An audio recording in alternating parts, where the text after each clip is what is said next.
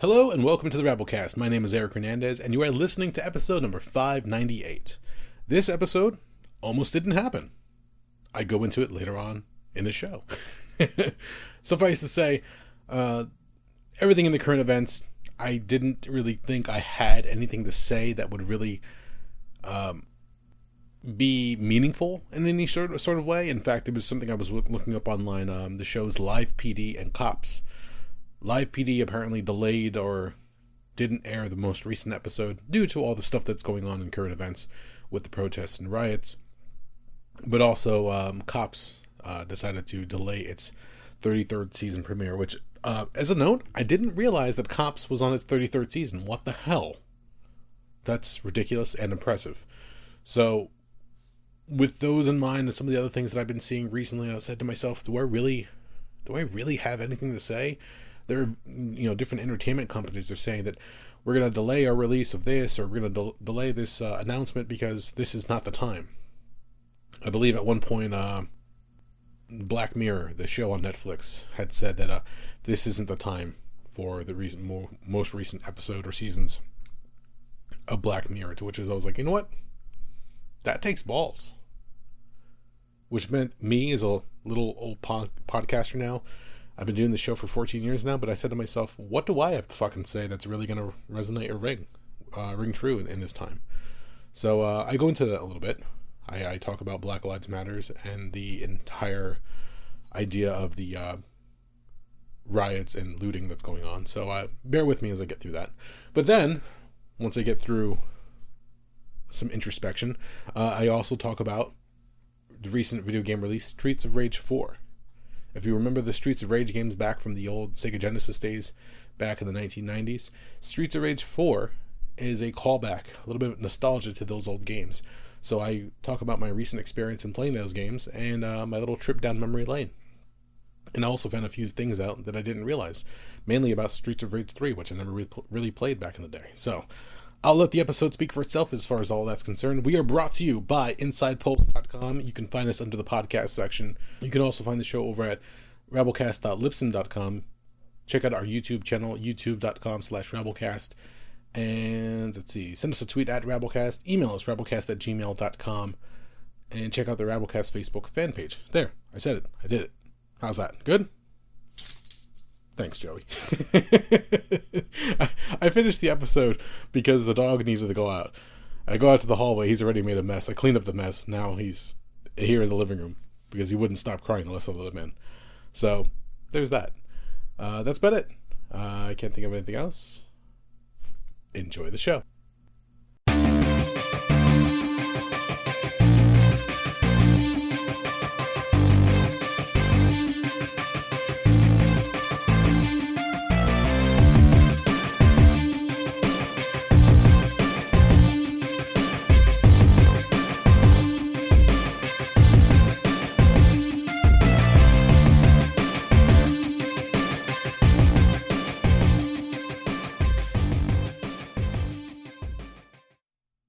Here we are once again, and thank you for joining me. I'm going to try to find a few things tonight to talk about. A few things, hopefully they'll be interesting. Hopefully you'll find them intriguing in a certain way. Other ones, I don't know. This is all, again, just rambling off the top of my head. See what we can come up with as we progress through this episode. One of the things I want to address is somebody was asking me why are the recent episodes starting to become a little bit shorter.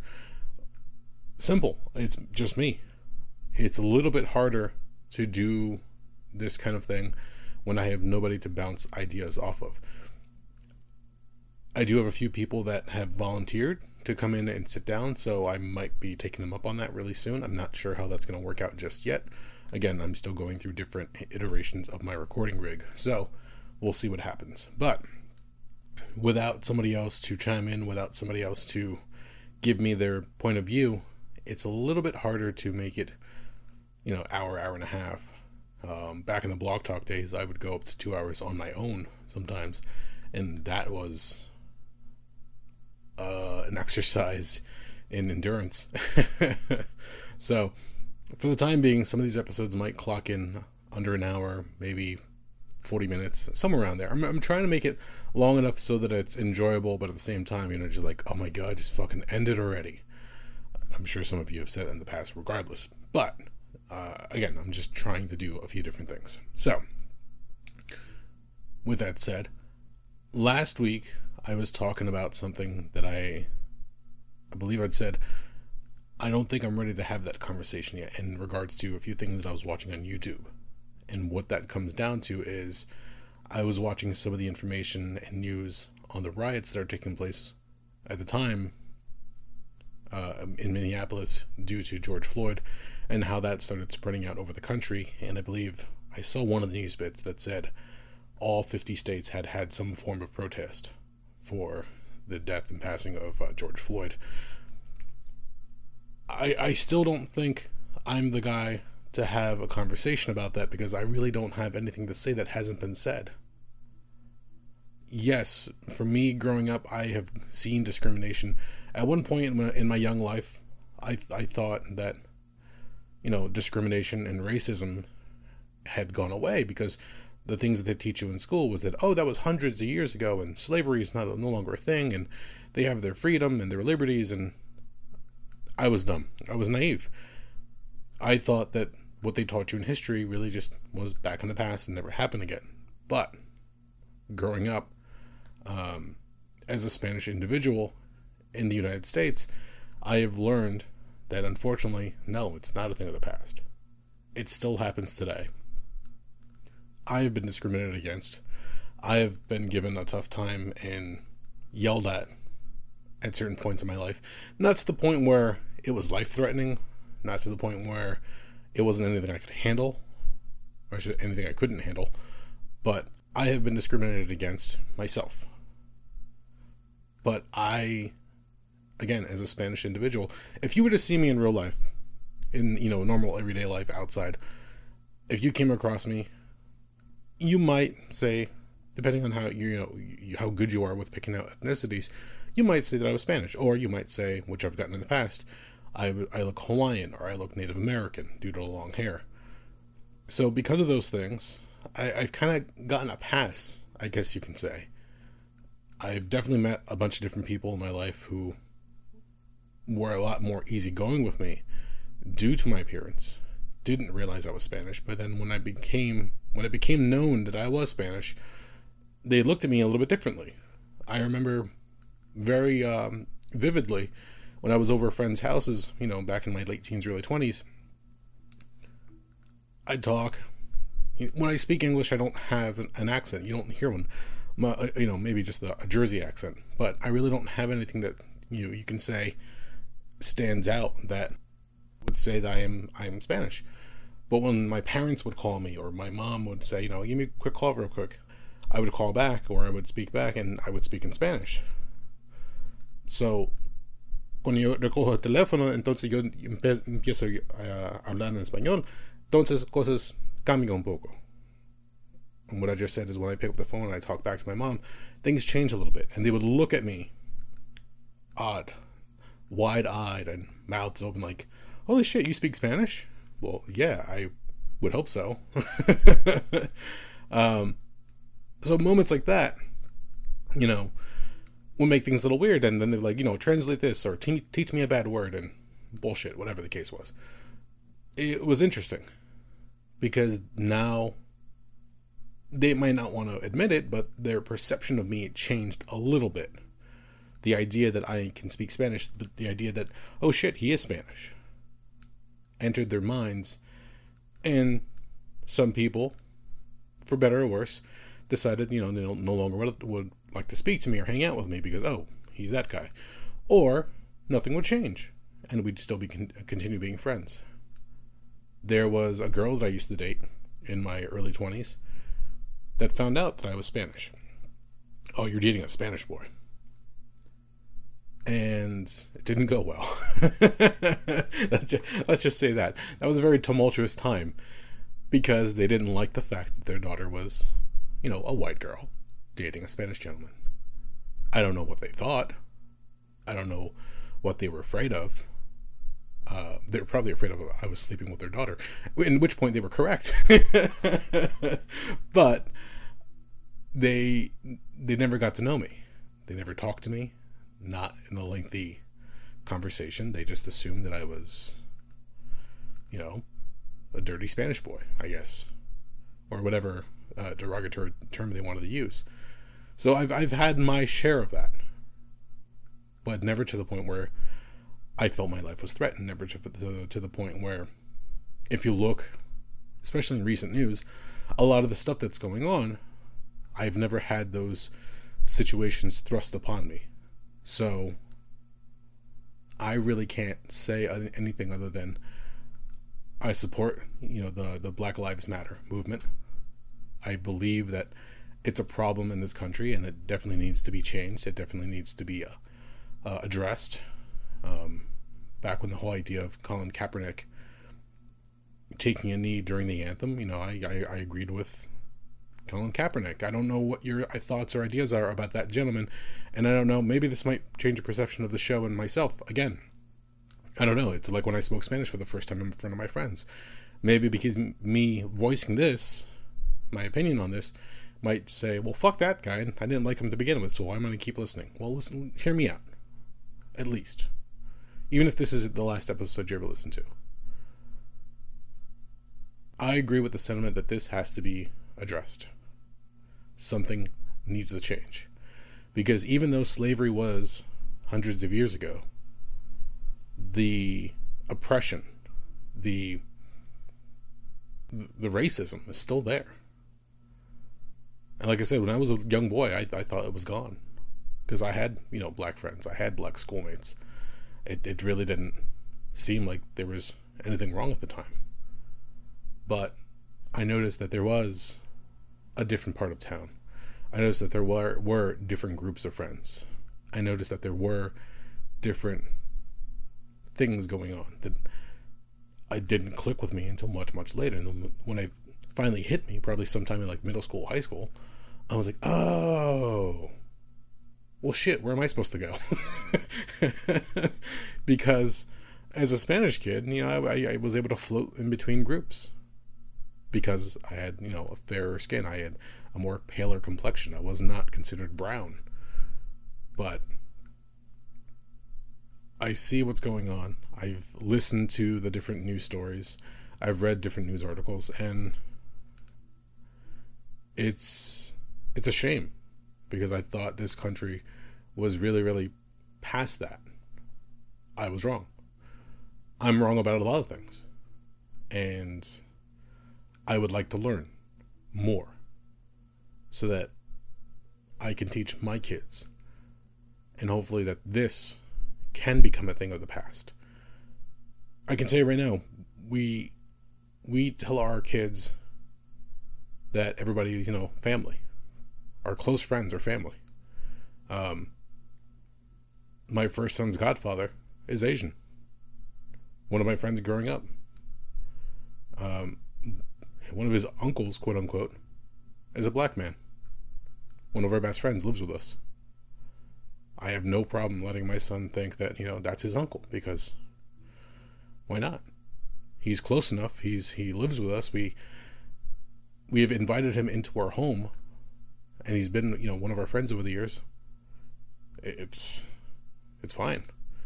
His grandfather on my wife's side is black. He acts white as hell.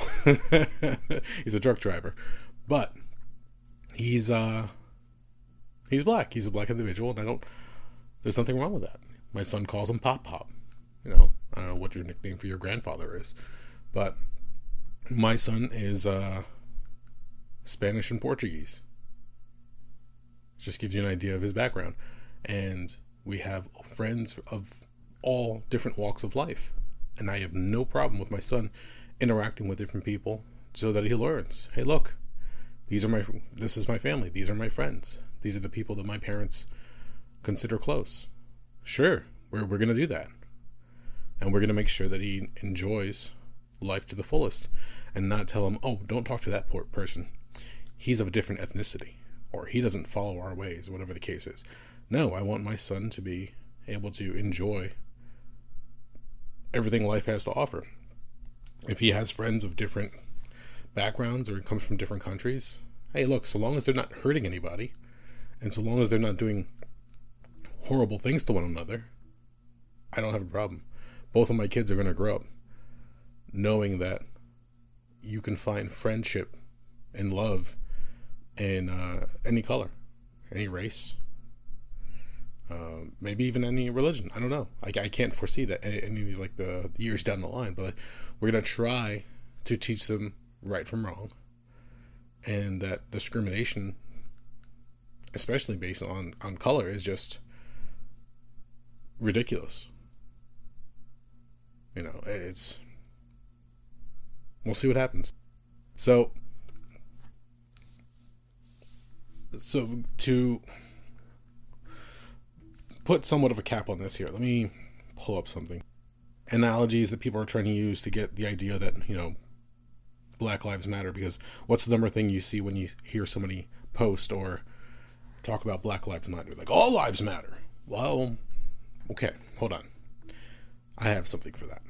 Something that I found was shared by somebody that I follow on Facebook. It's very simple.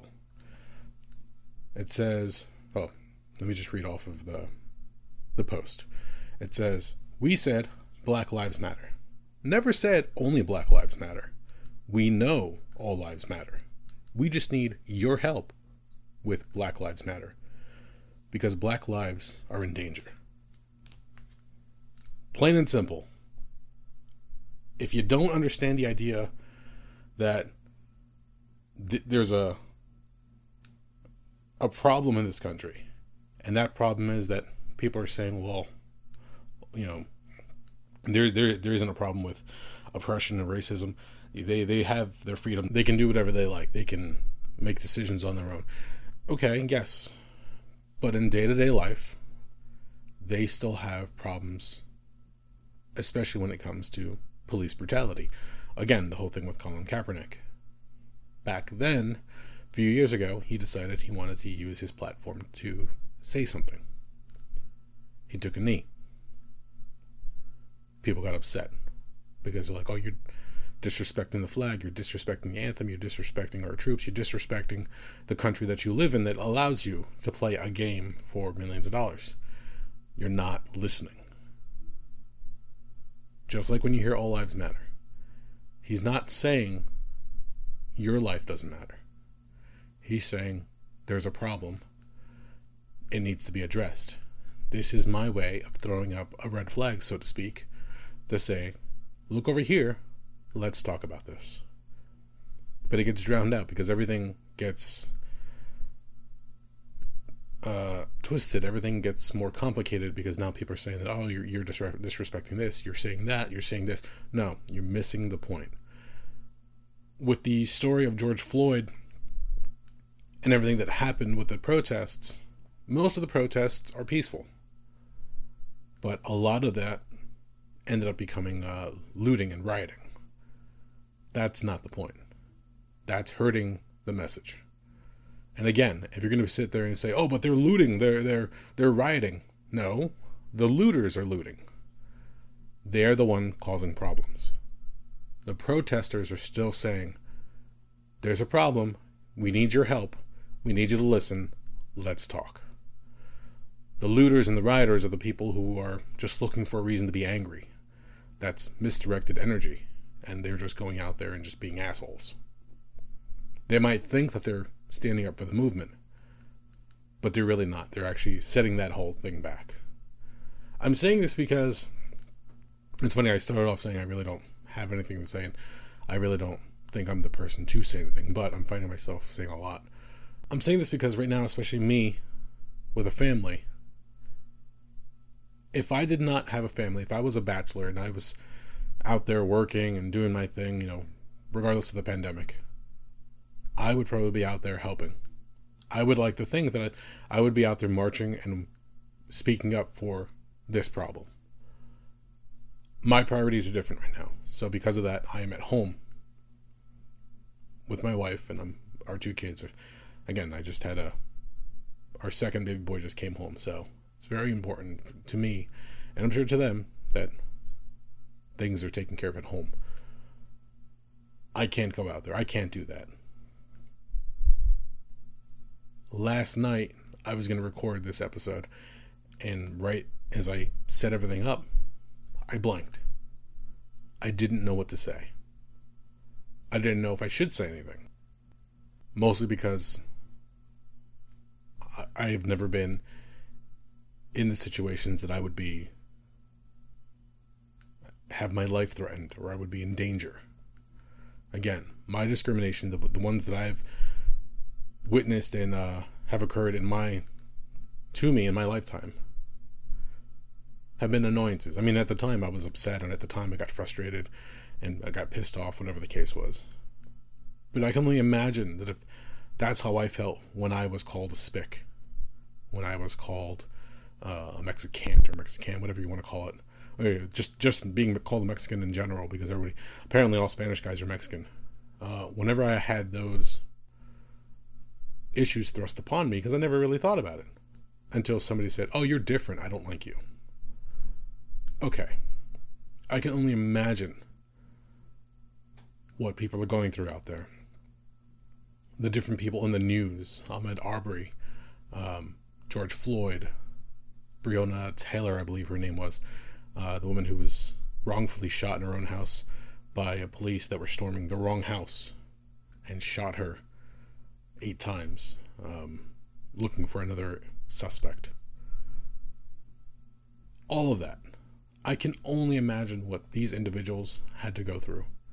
These individuals that lost their lives, and the families and loved ones that now have to grieve and sit there and see the reaction that their passing has caused. Hopefully this becomes something that we can talk about rationally, respectably. But me, I don't know. The only thing I can say, like I was mentioning before, I support Black Lives Matter.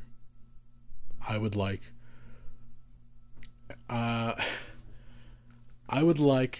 for rule number 1 that was taught to me by Jimmy before he left for overseas to go help his family. I would like rule number 1 of his house to be rule number 1 everywhere. And that's house rule number 1. Don't be a dick. Plain and simple. Be nice to one another. Help people out. I've said it before, with everything going on with the pandemic and people getting upset, they couldn't go out and they can't go to the movies, or they can't go to the haircut, or they can't do this or that. Look, we're all in that together. Be nice to one another. Be safe. Help people out where you can. And now, as far as this is concerned, hey, look, we're still all in this together. It's not like black people of all different backgrounds are going to suddenly disappear. That's not going to happen. They are here. They've been here for quite some time.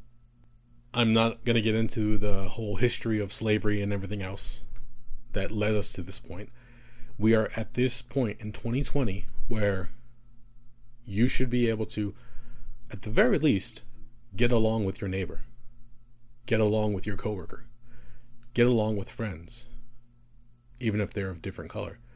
I've had run-ins with people of different ethnicities that have wronged me, have pissed me off. Does that mean I hate all of people from a certain background? Absolutely not.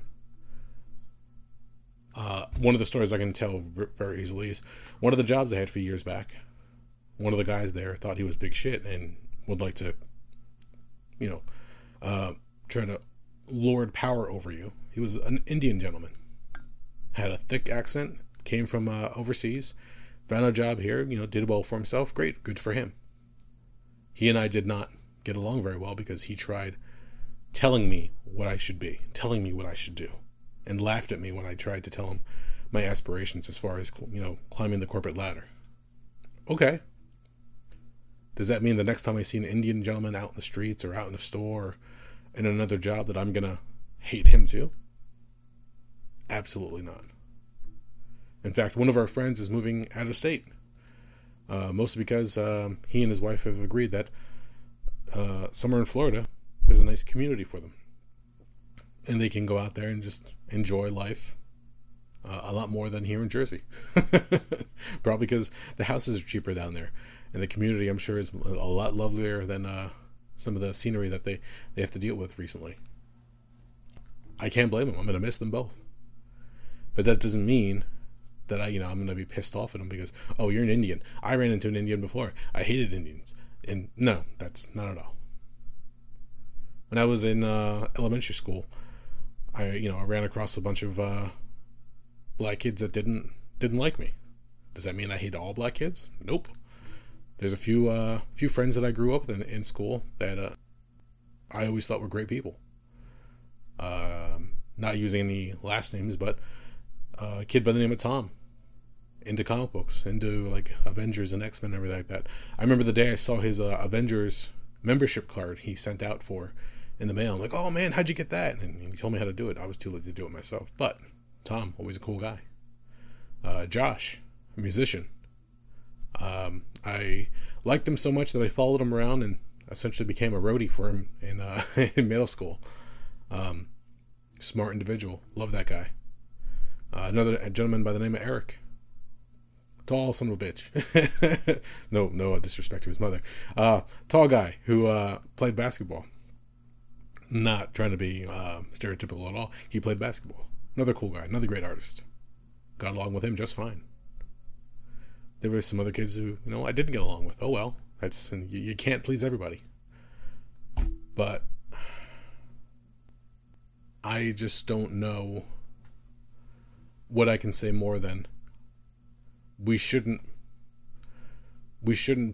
base our opinion on somebody just because of their skin color or their background. Get to know somebody. Get to talk to them. Look, you could talk to somebody and find out they're a complete asshole. It doesn't matter where they're from. That's fine. If they're an asshole, don't talk to them. Don't waste your energy on them. Don't let them live rent-free in your head. You don't have to come across them. You don't have to do anything. You don't have to say anything to them. Just leave them alone.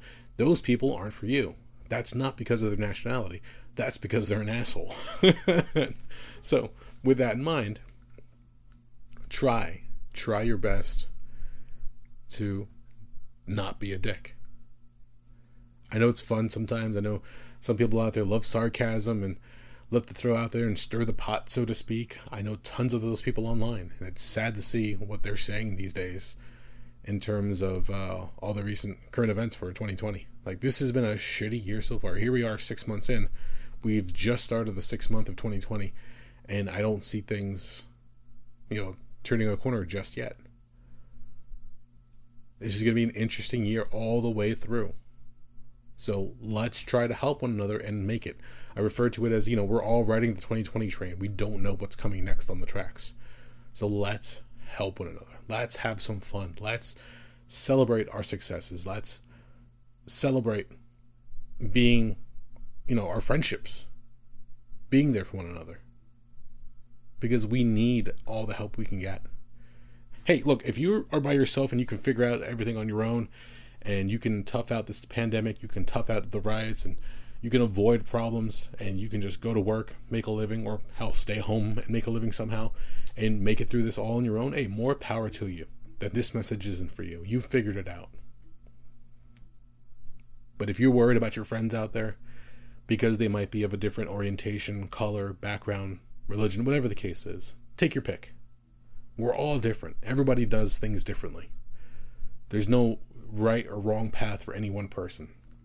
We're all on this spinning marble in space, trying to figure it out. So why would we try to make any part of this journey harder for any of us? What, just so we can push somebody down and make ourselves feel better? No. Put your hand out there. Help somebody up. Especially if they're on the ground. Pick them up. Help them out. Let's get through this. Let's help one another. And for somebody who really didn't have much to say about this subject, I guess I did. I guess something was pent up. Because I almost didn't record an episode this weekend. Because I felt with everything going on right now, it wasn't right for me to try to say something or spat off some ridiculous idealisms. I'm not trying to push a message on you. I'm not trying to say, I say Black Lives Matter, so you should too. No, I'm not saying that at all. I'm saying that if you don't feel the same way, I understand. I understand, and I wish we could have that conversation together. But if you don't, that's cool. You go on with your thing, and I'll go on with mine. Doesn't change anything. We could still be friends. I wish you would help out. I wish that I could do more. But that just means we're going to have a difference of opinion on this one. And that's okay. I'm not trying to lose any friends. I'm not trying to lose anybody who's listening to this. That's not my goal of this at all. I'm just saying that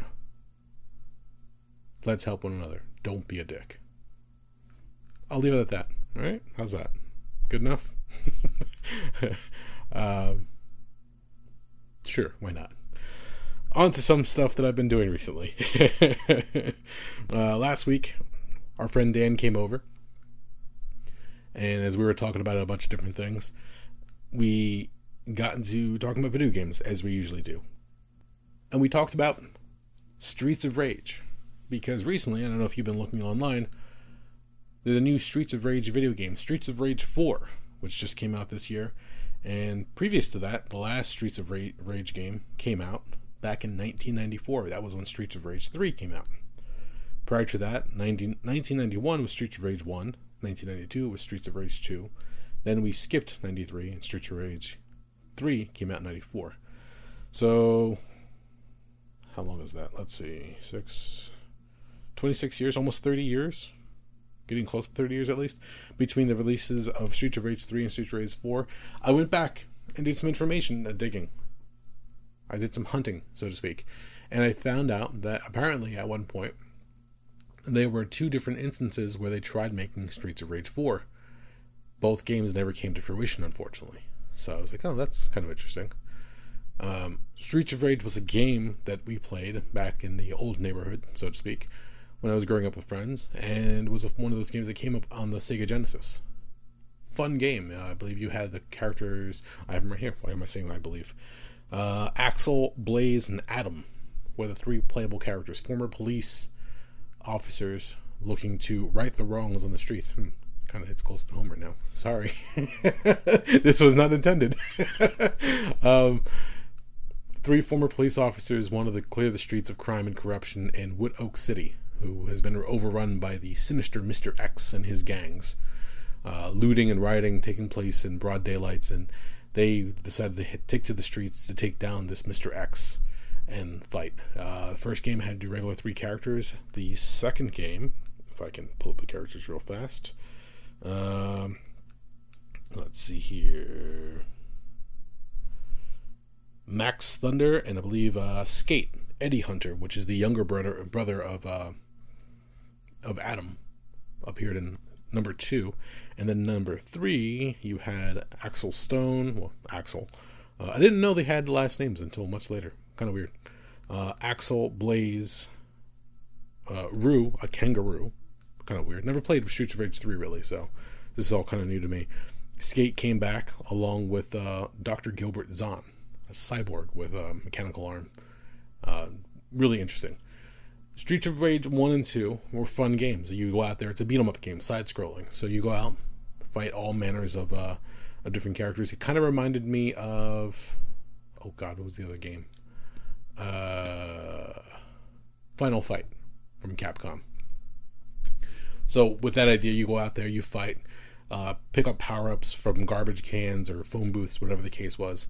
Every now and then you can have a special move in the first Streets of Rage where you can call up a cop car, and they would come out with like a rocket launcher and take out all the different non-boss characters in the area. So if you got inundated with thugs, you can just call in the cop car, and it would take out a bunch of different things using various weapons, allowing you to continue on your quest to take down the crime boss at the end of the series. The game was a lot of fun. Part 2 came out, and they changed a few things up here and there. Removed my favorite character, which was Adam. And I thought at one point Adam had been killed off in the series, but apparently they just wrote him out of the series. They introduced his younger brother, Skate, and then in Streets of Rage 4, funny enough, they introduced his daughter, Cherry Hunter. It was Eddie Hunter, Adam Hunter, and Cherry Hunter. And they have some a nice little story throughout the entire thing. The original trilogy stood alone for a long time.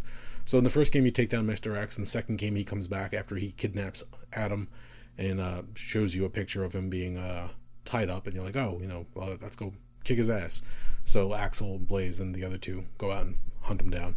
In the third one, apparently, after the death of Mr. X, he becomes a brain in a jar. I did not play Streets of Rage 3, as from my recollection, it did not get as warm of a reception as the other first two games.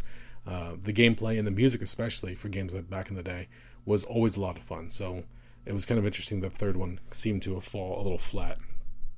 But the fourth one also had, I don't know, it just went a little bit further out there, I guess, with the characters of Rue and Dr. Zahn. So it went further from the original idea of just a regular beat 'em up. Now, Streets of Rage 4 was something that was being talked about for quite some time. And a company, let me see if I can find their name real fast, was able to pull together some resources. Let's see. This is coming off the Wikipedia page. The first new entry in the series since the Sega Genesis, Streets of Rage 4, was announced in 2018 and released in 2020.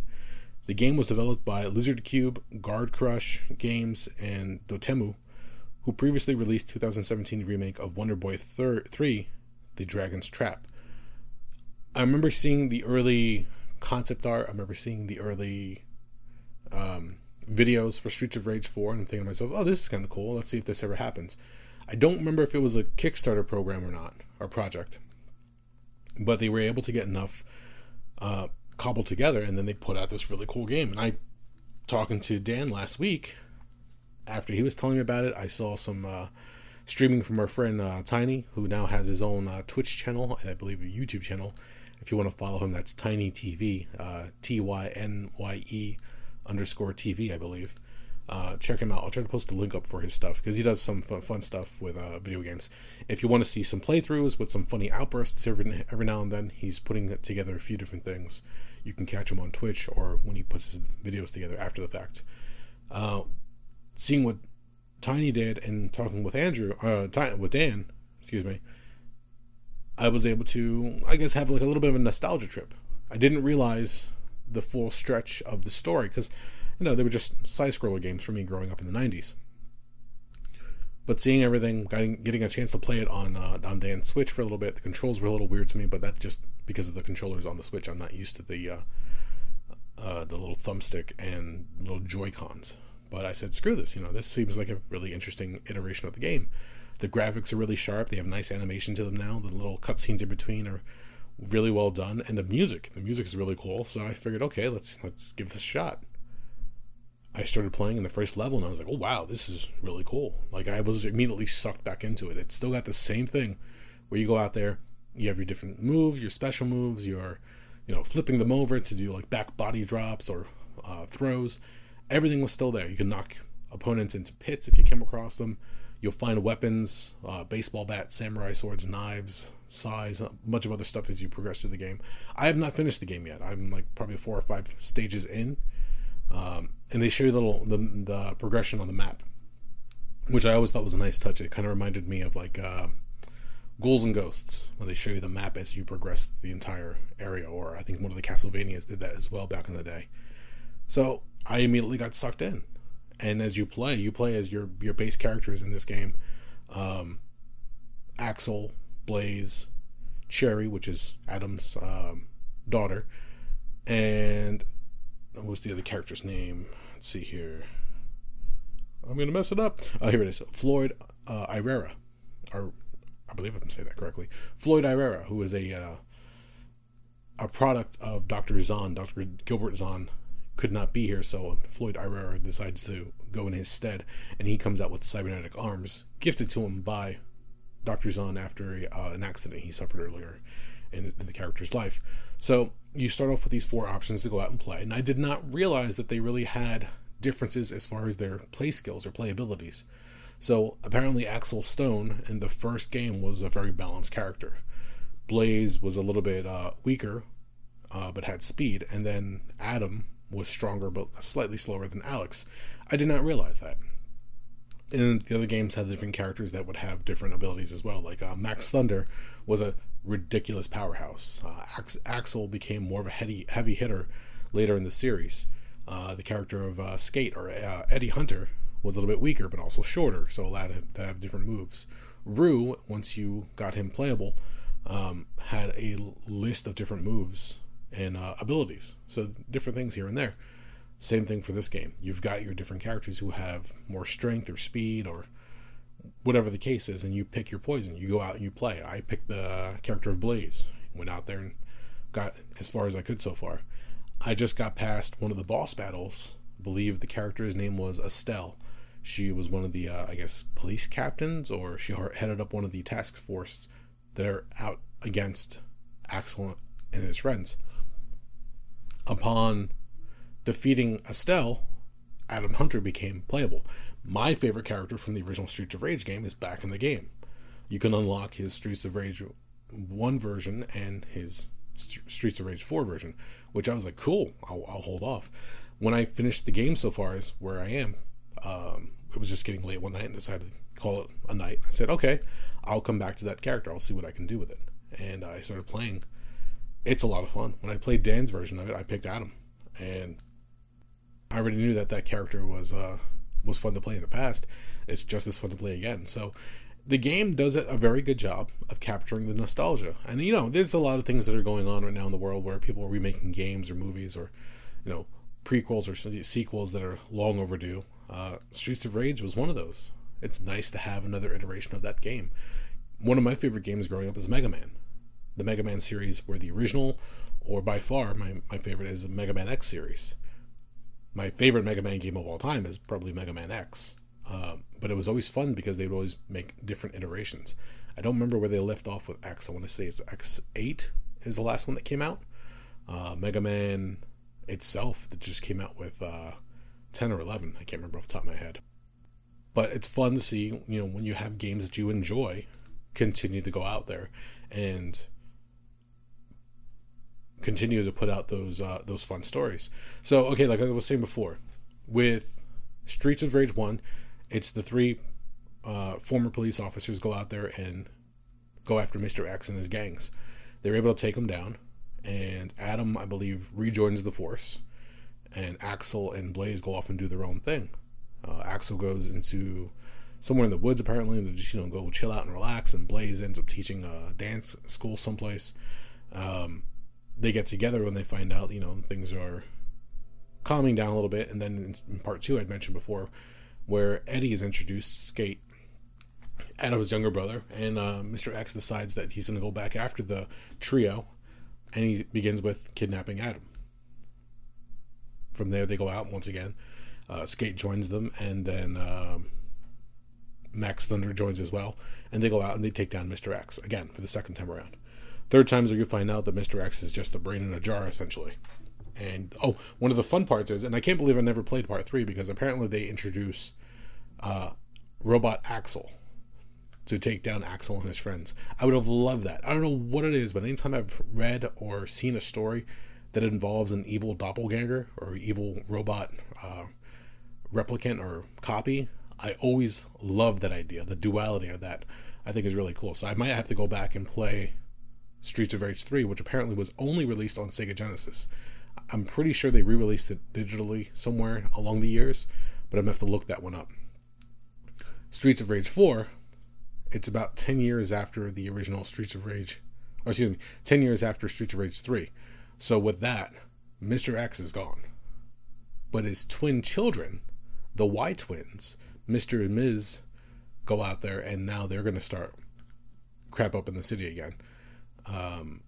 So that's where this story takes place. The Y twins have once again got a bunch of thugs and gangs, got them together, and the corruption once again fills Wood Oak City, and they have to go out there and take them down. And that's where you get the characters of Floyd Herrera, Cherry Hunter, Axel, and Blaze going out there. And as you play the game, you can unlock different characters, and they become playable later as you play through, which I think is a lot of fun. I never knew that, I believe it was Streets of Rage 1 and 3, there are different endings depending on how you play the game, whether it be how much time you finish the game or how you play through the game, what character or difficulty level. Look it up on your own, look through the Wikipedia. There was a lot of different mentions of different versions of the game. I think Streets of Rage 2 only has one ending. So there's not much replayability as far as that's concerned. I do notice that when you play the game, you do get a ranking as far as how you clear the level, and you get timed. I also know that if, here's a little spoiler for you, if you're playing Streets of Rage 4, whenever you come across an arcade machine, if you're able to pick up the taser, walk up to the arcade machine and strike it with the taser, and then you'll get a classic boss battle from the previous games. I've found 3 of them so far, and they're a lot of fun because they give you the filter of pixelation on the characters as you play again. So you have kind of like a glimpse of what the older games look like. It might not look great on some of the more updated flat screens nowadays, but it's a nice throwback to the previous games. So if you played them before, you'll recognize some of the old boss characters as you fight through. Suffice to say, so far what I've played through and seen of the game, it's a lot of fun. So I highly recommend it if you get a chance. I believe if you have Game Pass on your Xbox, it comes free with the Game Pass. I bought it outright because I figured let me give the money to the developers this time around. And it's through Xbox Live was $25, so I imagine on the PlayStation Store and on the Nintendo Store probably around the same. $25, really fun game. If you love the old side scrollers beat 'em ups, same thing, different gameplay a little bit. I mean, like I said, it's still like the beat 'em up, so it's still punch, kick, jump, and special moves here and there. But it's a lot of fun just to go through, and they put a lot of work into it. The music, once again, is a little bit of a throwback. You kind of get that little dance techno side-scrolling from the 90s. Once again, it sounds really cool. It's a lot of fun. So get a chance. I'm going to try to beat it, hopefully, in the next week, because it's just one of those things. I'll play a level before I go to bed, hopefully. And if I can clear the level, great. If I can't, oh well, got to do it again tomorrow. It's the nice little throwback and relax. That's the best way I can put it. So yeah, that's really what I've been up to recently. If it hasn't been taking care of my family and trying to clean up around the house to welcome our baby boy back home, because currently he's over at my mother-in-law's. Once our things are taken care of, they'll come home, and hopefully I can sit down with my boys so we can play different games. Maybe I believe kiddo number 1 has played a little bit off of Dan's Nintendo Switch, and he enjoyed it quite a bit. So it was one of those things like, oh, he's doing this and that and jumping around, having a lot of fun. He'll discover some of the secret moves or combos. So that's one of those things where we have fun teaching him how to play through certain games. But yeah, I think I'll leave it at that. And that's probably my cue to end it, because I can hear my dog in the background whining because I have not let him into the room. Every now and then, if you hear a sound in the background, whether him scratching or licking himself, I try to avoid that, and I'll just keep him outside in the hallway. But now he's whining at the door and let me in, or he probably needs to go out, so in which case I probably really should wrap this up. But that's about it. Can't really think of anything else to really add to this. I didn't expect to go into the whole Black Lives Matter subject as much as I did, but let me know what you think. Again, if you're gonna come at me and just be a pain in the ass about the whole thing and try to scream at me, all lives matter, there's the door, get out. I really don't need to go through all that. Like I said before, this is a movement calling attention to a problem in this country that needs to be addressed in a respectable, reasonable fashion. If we can do that, if we can have a conversation, that's where it begins, a conversation. When you have a problem with somebody, how do you address that problem? You say, hey, look, man, I don't like what you did. Let's try to figure something out. Let's try to not have that happen again. Or if I'm the problem, hey, look, man, I don't know what I did. I don't know what pissed you off, what I did, but let's have a conversation. Do I need to apologize? Do you need to apologize? Let's figure it out and go from there. That's where I'm getting at. That's where I support it, and I hope that that's where we can get to it. Those that are causing violence out there and nightmares for people, not needed. Not at all whatsoever. I also don't recommend looking up all those news videos before going to bed, because they kind of stick in your head a little bit. I've done that a couple times already. That's what messed me up last week, and last night especially, when I wasn't sure if I was going to record. But here I am. And again, Streets of Rage 4, thumbs up for me. You can't see me. I'm doing thumbs up right now. I know it's bad podcasting, but hey, whatever. And for anybody who's curious, in the background, I am currently watching the Toys That Made Us on Netflix. 3 seasons of fun, and I probably have watched this in the past, recording a podcast. But I'm watching them again because if it helps their rating numbers in any way, between this and the movies that made us, that's another one. I recommend that as well. They're also doing another documentary about toy stores, which I'm sure recently the pandemic and everything else going on got hit pretty badly. So if you get a chance, the Transformers episode I obviously love and enjoy, but the He-Man episode also is a lot of fun in this series for the Toys That Made Us. So that's about it, guys. At this point, I'm just rambling. I did not expect this to become a Black Lives Matter and a Streets of Rage with former police officers going off against thugs and gangs in the streets. Kind of a weird parallel when you think about it. I try not to because it's a game. I'm enjoying it. What's going on out in the streets in real life, that's reality, and hopefully we can come to terms with the situation and address it as necessary. So, as always, he's really just whining in the background now. I gotta go. Thank you. If you made it this far, thank you for listening. We are the Rebels.